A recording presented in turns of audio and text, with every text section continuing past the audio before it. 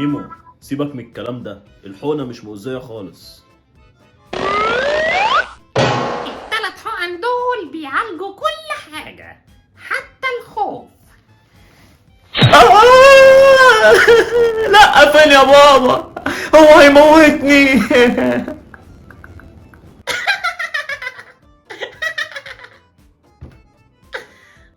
خلاص يا سفينة ما تخافش، دي كانت من أخف التلات حقن.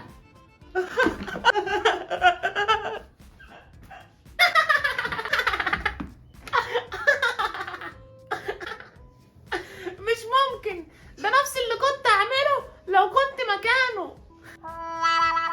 كلنا اتعلمنا درس النهارده، الحقنة مش حاجة كبيرة، لكن الهروب هو اللي بيخليها كبيرة.